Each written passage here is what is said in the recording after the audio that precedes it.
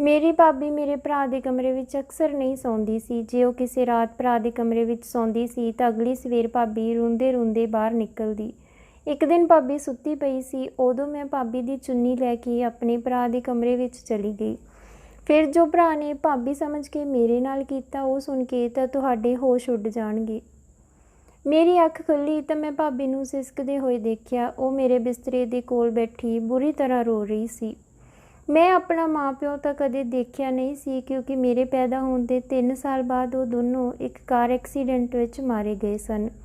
ਇਸ ਲਈ ਭਾਬੀ ਨੂੰ ਰੋਂਦਾ ਦੇਖ ਕੇ ਹਮੇਸ਼ਾ ਮੇਰਾ ਦਿਲ ਤੜਪ ਜਾਇਆ ਕਰਦਾ ਸੀ, ਪਰ ਮੈਂ ਚਾਹ ਕੇ ਕਦੇ ਉਹਨਾਂ ਲਈ ਕੁਝ ਵੀ ਨਹੀਂ ਪੁੱਛ ਸਕਦੀ ਸੀ। ਅਕਸਰ ਹੀ ਸਵੇਰੇ ਭਾਬੀ ਦਾ ਅਜਿਹਾ ਹਾਲ ਹੁੰਦਾ। ਕੁਝ ਸਮਾਂ ਪਹਿਲਾਂ ਇੱਕ ਵਾਰ ਭਾਬੀ ਤੋਂ ਪੁੱਛਿਆ ਕਿ ਉਹ ਇਸ ਤਰ੍ਹਾਂ ਰੋਂਦੀ ਕਿਉਂ ਹੈ, ਤਾਂ ਭਾਬੀ ਨੇ ਕੋਈ ਜਵਾਬ ਨਹੀਂ ਦਿੱਤਾ ਤੇ ਮੈਨੂੰ ਡਾਂਟ ਦਿੱਤਾ। ਮੈਨੂੰ ਭਾਬੀ ਮਜਬੂਰ ਜਿਹੀ ਲੱਗਦੀ ਸੀ। ਮੈਂ ਹਰ ਹਾਲਤ ਵਿੱਚ ਸੱਚ ਪਤਾ ਕਰਨਾ ਚਾਹੁੰਦੀ ਸੀ।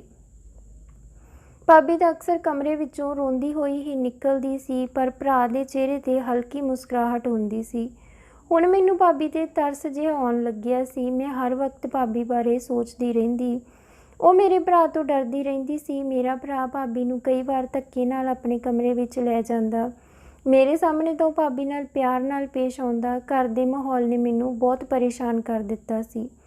ਮੇਰਾ ਭਰਾ ਹੀ ਮੇਰੀ ਭਾਬੀ ਦੀ ਤਕਲੀਫ ਦੀ ਵਜ੍ਹਾ ਸੀ। ਭਾਬੀ ਦਾ ਅੰਕਲ, ਜੋ ਕਿ ਅਮਰੀਕਾ ਤੋਂ ਸਾਲ ਕੁ ਪਹਿਲਾਂ ਆਇਆ ਸੀ, ਅਕਸਰ ਸਾਡੇ ਘਰ ਆ ਜਾਂਦਾ, ਪਰ ਭਾਬੀ ਨੂੰ ਉਹਨਾਂ ਦਾ ਆਉਣਾ ਬਿਲਕੁਲ ਪਸੰਦ ਨਹੀਂ ਸੀ। ਉਹ ਮੈਨੂੰ ਕਹਿੰਦੀ, ਜੇ ਤੇਰੇ ਭਰਾ ਨੂੰ ਪਤਾ ਲੱਗ ਗਿਆ ਤਾਂ ਬਹੁਤ ਬੁਰਾ ਹੋਵੇਗਾ। ਮੇਰਾ ਭਰਾ ਸਵੇਰੇ ਕੰਮ 'ਤੇ ਚਲਿਆ ਜਾਂਦਾ ਤੇ ਰਾਤ ਨੂੰ ਹੀ ਵਾਪਸ ਆਉਂਦਾ। ਮੈਨੂੰ ਤਾਂ ਅੰਕਲ ਦਾ ਬਹੁਤ ਵਧੀਆ ਲੱਗਦਾ ਸੀ। ਰਾਤ ਨੂੰ ਮੈਂ ਆਪਣਾ ਤੇ ਭਾਬੀ ਦਾ ਬਿਸਤਰਾ ਲਗਾਇਆ ਤੇ ਅੱਖਾਂ ਬੰਦ ਕਰਕੇ ਪੈ ਗਈ। ਥੋੜ੍ਹੀ ਦੇਰ ਬਾਅਦ ਮੇਰਾ ਭਰਾ ਭਾਬੀ ਨੂੰ ਲੈਣ ਲਈ ਆਇਆ, ਪਰ ਭਾਬੀ ਨੇ ਹਲਕੀ ਜਿਹੀ ਆਵਾਜ਼ ਵਿੱਚ ਨਾ ਕਰ ਦਿੱਤੀ। ਪਰ ਮੇਰੇ ਭਰਾ ਨੇ ਕਿਹਾ, ਮੈਂ ਤੈਨੂੰ ਬਿਲਕੁਲ ਤੰਗ ਨਹੀਂ ਕਰਾਂਗਾ। ਉਹਨਾਂ ਦੀ ਆਵਾਜ਼ ਵਿੱਚ ਮਿਠਾਸ ਸੀ, ਪਰ ਭਾਬੀ ਜਾਣ ਤੋਂ ਇਨਕਾਰ ਕਰ ਰਹੀ ਸੀ। ਪਰ ਮੇਰਾ ਭਰਾ ਭਾਬੀ ਨੂੰ ਧੱਕੇ ਨਾਲ ਲੈ ਗਿਆ। ਮੈਨੂੰ ਵੀ ਅਜੀਬ ਜਿਹੀ ਘਬਰਾਹਟ ਹੋਣ ਲੱਗੀ। ਸਵੇਰ ਨੂੰ ਭਾਬੀ ਦੀ ਉਹੀ ਹਾਲਤ ਸੀ। ਮੇਰੇ ਭਰਾ ਦਾ ਰਵੱਈਆ ਹਮੇਸ਼ਾ ਆਪਣੇ ਕਮਰੇ ਵਿੱਚੋਂ ਬਾਹਰ ਤਾਂ ਵਧੀਆ ਹੀ ਹੁੰਦਾ ਸੀ। ਇਸ ਲਈ ਮੈਂ ਸੱਚ ਪਤਾ ਕਰਨ ਲਈ ਰਾਤ ਨੂੰ ਭਾਬੀ ਨੂੰ ਨੀਂਦ ਦੀ ਦਵਾਈ ਦਿੱਤੀ ਤੇ ਆਪ ਮੇਰੇ ਭਰਾ ਦੇ ਕਮਰੇ ਵਿੱਚ ਭਾਬੀ ਦੀ ਚੁੰਨੀ ਲੈ ਕੇ ਚਲੀ ਗਈ ਤੇ ਚੁੱਪ-ਚਾਪ ਜਾ ਕੇ ਆਪਣੇ ਭਰਾ ਤੋਂ ਦੂਜੇ ਪਾਸੇ ਮੂੰਹ ਕਰਕੇ ਪੈ ਗਈ। ਕਮਰੇ ਵਿੱਚ ਜ਼ਿਆਦਾ ਰੌਸ਼ਨੀ ਨਹੀਂ ਸੀ। ਮੈਨੂੰ ਨਹੀਂ ਪਤਾ ਸੀ ਕਿ ਅੱਗੇ ਕੀ ਹੋਣ ਵਾਲਾ ਹੈ। ਮੇਰੇ ਭਰਾ ਨੇ ਮੇਰੇ ਕੋਲ ਆ ਕੇ ਕਿਹਾ, ਮੈਂ ਬਹੁਤ ਖੁਸ਼ ਹਾਂ ਜੋ ਤੂੰ ਅੱਜ ਆਪਣੇ ਆਪ ਆ ਗਈ। ਹੁਣ ਉਹ ਮੈਨੂੰ ਭਾਬੀ ਹੀ ਸਮਝ ਰਹੇ ਸਨ। ਤੂੰ ਹਮੇਸ਼ਾ ਇਹ ਕਹਿ ਕੇ ਮੈਥੋਂ ਦੂਰ ਚਲੀ ਜਾਂਦੀ ਹੈ ਕਿ ਛੋਟੀ ਭੈਣ ਹੁਣ ਜਵਾਨ ਹੋ ਰਹੀ ਹੈ, ਇਸ ਲਈ ਜ਼ਬਰਦਸਤੀ ਮੈਂ ਤੈਨੂੰ ਆਪਣੇ ਕਮਰੇ ਵਿੱਚ ਲੈ ਆਉਂਦਾ ਹਾਂ। ਮੇਰੀ ਭੈਣ ਸਮਝਦਾਰ ਹੈ, ਹੁਣ ਉਹ ਸਭ ਸਮਝਦੀ ਹੈ। ਕਹਿਣ ਲੱਗੇ, ਤੂੰ ਕੰਮ ਕਰਕੇ ਥੱਕ ਗਈ ਹੋਵੇਂਗੀ, ਇਸ ਲਈ ਆਰਾਮ ਕਰ ਲੈ। ਮੇਰੇ ਭਰਾ ਦਾ ਹੁਣ ਤੱਕ ਰਵੱਈਆ ਬਹੁਤ ਚੰਗਾ ਸੀ। ਉਹ ਕਹਿਣ ਲੱਗੇ, ਮੈਂ ਕੁਝ ਪੈਸੇ ਜਮ੍ਹਾਂ ਕਰ ਲਏ ਹਨ, ਉਸ ਨਾਲ ਆਪਾਂ ਛੋਟੀ ਭੈਣ ਦਾ ਵਿਆਹ ਕਰਵਾ ਦੇਵਾਂਗੇ। ਪਰ ਇਸ ਤੋਂ ਬਾਅਦ ਜੋ ਮੇਰੇ ਭਰਾ ਨੇ ਕਿਹਾ, ਉਹ ਸੁਣ ਕੇ ਮੇਰੇ ਹੋਸ਼ ਉੱਡ ਗਏ। ਉਹ ਕਹਿਣ ਲੱਗੇ ਕਿ ਮੈਂ ਜਾਣਦਾ ਹਾਂ ਕਿ ਸ਼ਾਮ ਨੇ ਇੱਕ ਵਾਰ ਸਾਡੇ ਘਰ ਦਾ ਰਸਤਾ ਫਿਰ ਵੇਖ ਲਿਆ ਹੈ। ਮੇਰਾ ਭਰਾ ਉਸ ਅੰਕਲ ਬਾਰੇ ਗੱਲ ਕਰ ਰਿਹਾ ਸੀ ਜੋ ਅਕਸਰ ਭਾਬੀ ਕੋਲ ਆ ਜਾਂਦਾ ਸੀ। ਉਹ ਕਹਿ ਰਹੇ ਸਨ ਕਿ ਉਹ ਇਨਸਾਨ ਠੀਕ ਨਹੀਂ ਹੈ, ਉਸ ਦੀ ਨੀਅਤ ਵਿੱਚ ਖੋਟ ਹੈ। ਉਹ ਪਹਿਲਾਂ ਵੀ ਆਪਣੀ ਜ਼ਿੰਦਗੀ ਬਰਬਾਦ ਕਰਨ ਦੀ ਕੋਸ਼ਿਸ਼ ਕਰ ਚੁੱਕਾ ਹੈ। ਹੁਣ ਤਾਂ ਘਰ ਵਿੱਚ ਜਵਾਨ ਭੈਣ ਵੀ ਹੈ, ਇਸ ਲਈ ਤੂੰ ਧਿਆਨ ਰੱਖਿਆ ਕਰ। ਹਜੇ ਤੱਕ ਮੇਰੇ ਭਰਾ ਨੂੰ ਕੋਈ ਅੰਦਾਜ਼ਾ ਨਹੀਂ ਸੀ ਕਿ ਭਾਬੀ ਦੀ ਜਗ੍ਹਾ ਮੈਂ ਪਈ ਹਾਂ। ਮੇਰਾ ਭਰਾ ਗੱਲਾਂ ਕਰਦਾ ਕਰਦਾ ਸੌਂ ਗਿਆ। ਮੈਂ ਉੱਠ ਕੇ ਕਮਰੇ ਵਿੱਚੋਂ ਬਾਹਰ ਆ ਗਈ। ਮੇਰੇ ਭਰਾ ਨੇ ਕੁਝ ਵੀ ਅਜਿਹਾ ਨਹੀਂ ਕੀਤਾ ਜਿਸ ਨਾਲ ਮੈਂ ਇਹ ਸਮਝ ਪਾਉਂਦੀ ਕਿ ਭਾਬੀ ਰੋਂਦੇ ਹੋਏ ਕਮਰੇ ਵਿੱਚੋਂ ਬਾਹਰ ਕਿਉਂ ਨਿਕਲਦੀ ਸੀ। ਪਰ ਭਾਬੀ ਤੇ ਸ਼ਾਮ ਅੰਕਲ ਬਾਰੇ ਮੇਰੇ ਮਨ ਵਿੱਚ ਕਈ ਸਵਾਲ ਉੱਠਣ ਲੱਗੇ।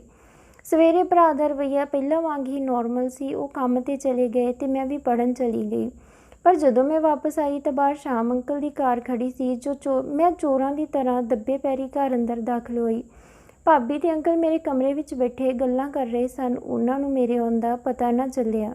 ਜੋ ਕੁਝ ਮੈਂ ਸੁਣਿਆ, ਉਹ ਸੁਣ ਕੇ ਮੇਰੇ ਤਾਂ ਹੋਸ਼ ਹੀ ਉੱਡ ਗਏ। ਮੈਂ ਸੋਚ ਵੀ ਨਹੀਂ ਸਕਦੀ ਸੀ ਕਿ ਜੋ ਸੱਚ ਮੈਂ ਪਤਾ ਕਰਨਾ ਚਾਹੁੰਦੀ ਸੀ ਉਹ ਇੰਨਾ ਭਿਆਨਕ ਹੋਵੇਗਾ। ਭਾਬੀ ਅੰਕਲ ਨਾਲ ਹੱਸ-ਹੱਸ ਕੇ ਗੱਲਾਂ ਕਰ ਰਹੀ ਸੀ ਕਿ ਮੈਂ ਆਪਣੀ ਨਨਾਣ ਦੇ ਦਿਲ ਵਿੱਚ ਉਸਦੇ ਭਰਾ ਦੇ ਖਿਲਾਫ ਪੂਰੀ ਤਰ੍ਹਾਂ ਨਫ਼ਰਤ ਦਾ ਬੀਜ ਬੀਜ ਦਿੱਤਾ। ਹੁਣ ਉਹ ਦਿਨ ਦੂਰ ਨਹੀਂ ਜਦੋਂ ਮੇਰੀ ਨਨਾਣ ਆਪਣੇ ਭਰਾ ਦੇ ਖਿਲਾਫ ਖੜੀ ਹੋ ਜਾਵੇਗੀ। ਉਸਨੇ ਜ਼ਬਰਦਸਤੀ ਮੈਨੂੰ ਆਪਣੇ ਨਾਲ ਇਸ ਰਿਸ਼ਤੇ ਵਿੱਚ ਬੰਨ੍ਹ ਕੇ ਰੱਖਿਆ ਹੋਇਆ ਹੈ, ਪਰ ਹੁਣ ਮੈਂ ਆਜ਼ਾਦੀ ਚਾਹੁੰਦੀ ਹਾਂ। ਉਹ ਮੈਨੂੰ ਕਮਰੇ ਵਿੱਚ ਲੈ ਜਾਂਦਾ ਹੈ ਤੇ ਗੱਲਾਂ ਕਰਕੇ ਸੌਂ ਜਾਂਦਾ ਹੈ, ਪਰ ਮੈਂ ਜਿਵੇਂ ਹੀ ਬਾਹਰ ਨਿਕਲਦੀ ਹਾਂ ਤਾਂ ਆਪਣਾ ਹੁਲੀਆ ਖਰਾਬ ਕਰ ਲੈਂਦੀ ਹਾਂ। ਮੈਂ ਨਨਾਣ ਦੇ ਮਨ ਵਿੱਚ ਇਹ ਗੱਲ ਚੰਗੀ ਤਰ੍ਹਾਂ ਬਿਠਾ ਦਿੱਤੀ ਹੈ ਕਿ ਉਸ ਦਾ ਭਰਾ ਮੇਰੇ 'ਤੇ ਜ਼ੁਲਮ ਕਰਦਾ ਹੈ। ਮੈਂ ਆਪਣੀ ਨਨਾਣ ਨੂੰ ਆਪਣੀ ਆਜ਼ਾਦੀ ਦੀ ਢਾਲ ਬਣਾਉਣਾ ਚਾਹੁੰਦੀ ਹਾਂ ਤਾਂ ਕਿ ਮੈਨੂੰ ਇਹ ਘਰ ਨਾ ਛੱਡਣਾ ਪਵੇ। ਮੇਰੀ ਨਨਾਣ ਮੈਨੂੰ ਬੇਗੁਨਾਹ ਸਮਝਦੀ ਹੈ ਅਤੇ ਆਪਣੇ ਭਰਾ ਨੂੰ ਜ਼ਾਲਮ।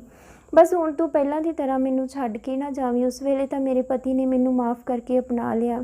ਅੰਕਲ ਭਾਬੀ ਨੂੰ ਕਹਿਣ ਲੱਗਿਆ, ਉਸ ਵੇਲੇ ਤਾਂ ਮੇਰੀ ਮਜਬੂਰੀ ਸੀ ਕਿਉਂਕਿ ਮੇਰੇ ਘਰ ਦੇ ਮੇਰੇ ਖਿਲਾਫ ਸਨ ਕਿ ਮੈਂ ਇੱਕ ਵਿਆਹੀ ਹੋਈ ਕੁੜੀ ਨਾਲ ਰਿਸ਼ਤਾ ਨਹੀਂ ਜੋੜ ਸਕਦਾ। ਹੁਣ ਮੈਨੂੰ ਰੋਕਣ ਵਾਲਾ ਕੋਈ ਨਹੀਂ ਹੈ ਅਤੇ ਮੈਂ ਤੈਨੂੰ ਤੇ ਤੇਰੀ ਨਨਾਣ ਨੂੰ ਅਮਰੀਕਾ ਲੈ ਜਾਵਾਂਗਾ। ਤੇਰੀ ਨਨਾਣ ਨੂੰ ਉੱਥੇ ਚੰਗੀ ਕੀਮਤ 'ਤੇ ਵੇਚ ਦੇਵਾਂਗੇ। ਬਸ ਉਸਨੂੰ ਸੱਚ ਦਾ ਪਤਾ ਨਾ ਚੱਲੇ ਕਿ ਉਸਦਾ ਭਰਾ ਬੇਕਸੂਰ ਹੈ। ਭਾਬੀ ਅੰਕਲ ਨੂੰ ਯਕੀਨ ਦਿਵਾਉਣ ਲੱਗੀ ਕਿ ਸਭ ਕੁਝ ਸਾਡੇ ਪਲਾਨ ਦੇ ਮੁਤਾਬਕ ਹੀ ਹੋਵੇਗਾ। ਮੈਂ ਤਾਂ ਸੁੰਨ ਹੀ ਹੋ ਗਈ ਸੀ। ਮੇਰੀ ਭਾਬੀ ਸਾਡੇ ਨਾਲ ਕਿੰਨਾ ਵੱਡਾ ਧੋਖਾ ਕਰ ਰਹੀ ਸੀ। ਹੁਣ ਮੈਂ ਸਭ ਸਮਝ ਗਈ ਸੀ। ਮੈਂ ਕਮਰੇ ਅੰਦਰ ਦਾਖਲ ਹੋਈ। ਮੈਨੂੰ ਦੇਖ ਕੇ ਉਹਨੂੰ ਦੋਨੋਂ ਹੈਰਾਨ ਹੋ ਗਏ। ਮੈਂ ਭਾਬੀ ਨੂੰ ਗੁੱਸੇ ਵਿੱਚ ਕਿਹਾ ਕਿ ਤੁਹਾਨੂੰ ਮੇਰੇ ਭਰਾ ਤੋਂ ਕੀ ਪਰੇਸ਼ਾਨੀ ਹੈ। ਉਹ ਵੀ ਸਮਝ ਗਈ ਕਿ ਮੈਂ ਸੱਚ ਜਾਣ ਚੁੱਕੀ ਹਾਂ। ਉਹ ਮੈਨੂੰ ਦੱਸਣ ਲੱਗੀ ਕਿ ਉਹ ਸ਼ਾਮ ਨੂੰ ਪਹਿਲਾਂ ਤੋਂ ਪਸੰਦ ਕਰਦੀ ਸੀ, ਪਰ ਉਹ ਉਸ ਨੂੰ ਛੱਡ ਕੇ ਅਮਰੀਕਾ ਚਲਿਆ ਗਿਆ ਅਤੇ ਉਹ ਸ਼ਾਮ ਲਈ ਹਮੇਸ਼ਾ ਮੇਰੇ ਦਿਲ ਵਿੱਚ ਪਿਆਰ ਰਿਹਾ। ਪਰ ਮੇਰੇ ਘਰਦਿਆਂ ਨੇ ਮੇਰਾ ਵਿਆਹ ਤੇਰੇ ਭਰਾ ਨਾਲ ਕਰਵਾ ਦਿੱਤਾ, ਜੋ ਕਿ ਮੈਨੂੰ ਬਿਲਕੁਲ ਪਸੰਦ ਨਹੀਂ ਸੀ। ਮੈਂ ਤੇਰੇ ਭਰਾ ਨੂੰ ਕਦੇ ਦਿਲ ਤੋਂ ਨਹੀਂ ਅਪਣਾਇਆ। ਮੇਰਾ ਵਿਆਹ ਮੇਰੇ ਘਰਦਿਆਂ ਨੇ ਮਰਜ਼ੀ ਨਾਲ ਜ਼ਬਰਦਸਤੀ ਕਰਵਾਇਆ ਸੀ। ਜਦੋਂ ਸ਼ਾਮ ਵਾਪਸ ਆਇਆ ਤਾਂ ਮੈਂ ਫਿਰ ਇਸ ਨੂੰ ਮਿਲਣ ਲੱਗੀ। ਮੈਨੂੰ ਸਮਝ ਨਹੀਂ ਆ ਰਿਹਾ ਸੀ ਕਿ ਭਾਬੀ ਉਸ ਇਨਸਾਨ 'ਤੇ ਇੰਨਾ ਭਰੋਸਾ ਕਿਵੇਂ ਕਰ ਸਕਦੀ ਸੀ ਜੋ ਉਸ ਨੂੰ ਪਹਿਲਾਂ ਹੀ ਧੋਖਾ ਦੇ ਚੁੱਕਿਆ ਸੀ। ਉਹ ਦੋਨੋਂ ਮੈਨੂੰ ਆਪਣੇ ਨਾਲ ਅਮਰੀਕਾ ਲਿਜਾਣ ਲਈ ਸੋਹਣੇ ਸੁਪਨੇ ਦਿਖਾਉਣ ਲੱਗੇ, ਪਰ ਮੈਂ ਸਾਫ਼ ਮਨਾ ਕਰ ਦਿੱਤਾ ਕਿਉਂਕਿ ਸੱਚ ਮੈਨੂੰ ਪਤਾ ਚੱਲ ਗਿਆ ਸੀ। ਮੈਂ ਆਪਣੇ ਭੋਲੇ ਭਾਲੇ ਭਰਾ ਨੂੰ ਛੱਡ ਕੇ ਕਿਤੇ ਨਹੀਂ ਜਾਣਾ ਚਾਹੁੰਦੀ ਸੀ। ਪਰ ਭਾਬੀ ਤੋਂ ਮੈਨੂੰ ਇਹ ਉਮੀਦ ਨਹੀਂ ਸੀ। ਭਾਬੀ ਨਾਲ ਤਾਂ ਫਿਰ ਇੱਕ ਵਾਰ ਧੋਖਾ ਹੋ ਚੁੱਕਿਆ ਸੀ ਕਿਉਂਕਿ ਅੰਕਲ ਨੇ ਉਸ ਨੂੰ ਇਸ ਵਾਰ ਵੀ ਛੱਡ ਦਿੱਤਾ ਸੀ ਕਿਉਂਕਿ ਉਸਨੇ ਮੇਰਾ ਤੇ ਭਾਬੀ ਦੋਨਾਂ ਦਾ ਸੌਦਾ ਕੀਤਾ ਸੀ। ਪਰ ਮੈਂ ਜਾਣ ਤੋਂ ਮਨਾ ਕੀਤਾ ਤਾਂ ਉਹਨਾਂ ਨੇ ਭਾਬੀ ਨੂੰ ਵੀ ਖਰੀਦਣ ਤੋਂ ਮਨਾ ਕਰ ਦਿੱਤਾ। ਇਸ ਤਰ੍ਹਾਂ ਸ਼ਾਮ ਦੀ ਸੱਚਾਈ ਵੀ ਭਾਬੀ ਦੇ ਸਾਹਮਣੇ ਆ ਗਈ। ਭਾਬੀ ਦੀ ਕਿਸਮਤ ਚੰਗੀ ਸੀ ਜੋ ਇੱਕ ਵਾਰ ਫਿਰ ਬਚ ਗਈ।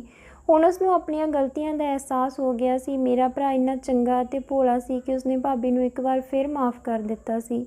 ਹੁਣ ਭਾਬੀ ਵੀ ਮੇਰੇ ਭਰਾ ਦੀ ਇੱਜ਼ਤ ਕਰਨ ਲੱਗੀ ਸੀ। ਉਹ ਹੁਣ ਮੇਰੇ ਭਰਾ ਨਾਲ ਉਸਦੇ ਕਮਰੇ ਵਿੱਚ ਪੈਣ ਲੱਗੀ ਅਤੇ ਸਵੇਰ ਨੂੰ ਖੁਸ਼ ਵੀ ਹੁੰਦੀ ਸੀ। ਇਹ ਦੇਖ ਕੇ ਮੇਰੇ ਦਿਲ ਨੂੰ ਵੀ ਸਕੂਨ ਪਹੁੰਚਦਾ ਕਿ ਚਲੋ ਮੇਰੇ ਭਰਾ ਅਤੇ ਭਾਬੀ ਵਿੱਚ ਹੁਣ ਸਭ ਠੀਕ ਹੋ ਗਿਆ ਸੀ।